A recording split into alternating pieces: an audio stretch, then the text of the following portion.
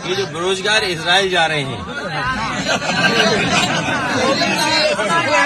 ये जो बेरोजगार इजराइल जा रहे हैं और जो बेरोजगार इजराइल जा रहे हैं और जो अग्निवीर के लोग कपड़े उतार के आंदोलन कर रहे हैं, इनसे कैसे बीजेपी बच पाएगी। और ये जो नई आवाज उठी है पीडीए वाली, इसमें पीड़ित दुखी अगड़े भी हैं, ये ना भूलें अपने आप को। जो पीड़ित हैं, दुखी अगड़े वो भी हैं और पिछड़े दलित अल्पसंख्यक आदिवासी भाइयों का ये समूह है और आधी आबादी के साथ आगे बढ़ रहे हैं। तो 90% लोग इस पीडीए में शामिल हैं। तो भारतीय जनता पार्टी कैसे बचेगी। देखिए, भारतीय जनता पार्टी अपने वोट को न बिखर पाए, इसलिए उन्होंने चलते चलते ये सम्मान देने का काम किया।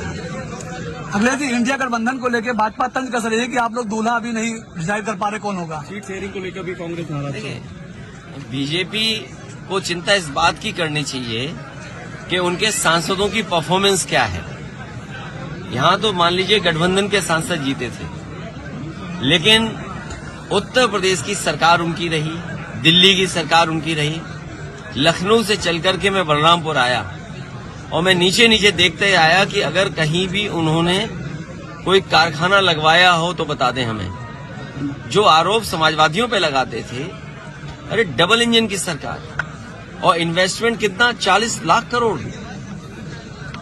अभी जो आपने गवर्नेंस स्पीच में पढ़ा होगा, 40 लाख करोड़ का अगर इन्वेस्टमेंट यूपी में आ रहा है तो बलरामपुर में निवेश क्यों नहीं आ रहा, गोंडा में निवेश क्यों नहीं पहुंचा। और इतने बड़े पैमाने पे जो बेरोजगारी है, इसका जवाब क्या है उनके पास, महंगाई का जवाब क्या है उनके पास। तो बीजेपी को चिंता करनी चाहिए। उनका सब सांसद इस संकट में है कि कहीं उनकी टिकट तो नहीं कट रही है। और जो हमें जानकारी मिली थी, मैंने पहले भी कहा, फिर दोहराता हूं उस बात को, कि सभी सांसदों की उनकी टिकट कटने जा रही है। जो एक सांसद हैं वो सीट बदलना चाहते हैं। राम मंदिर का उद्घाटन हो रहा था, वहाँ पे 32 बीघा SC/ST OBC को लगभग 5 अरब रुपए का जमीन घोटाला हो गया, उनको मुआवजा तक नहीं मिला। मैं अपने पत्रकार साथी का धन्यवाद दूंगा।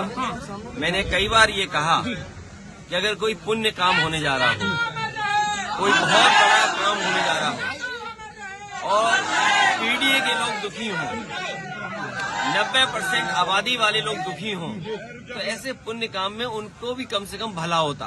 और अगर जमीन घोटाला हुआ है, वो भी अगर गोंडा है, बलरामपुर है या अयोध्या जैसी जगह पर 3271 तो सोचिए आप कल्पना करिए कि किस नाम पर, किस सरकार में इस तरह का घोटाला हो रहा है। अगले जी 2024 लोग तो ये बीजेपी के लोग सबसे बड़े भूमाफिया हैं, याद रखना आप। जहाँ कहीं भी जमीन कब्जा हो रही है और आप जांच करोगे तो वहाँ बीजेपी वाले ही मिलेंगे। बीजेपी, भारतीय जनता पार्टी भू माफिया पार्टी बन गई है।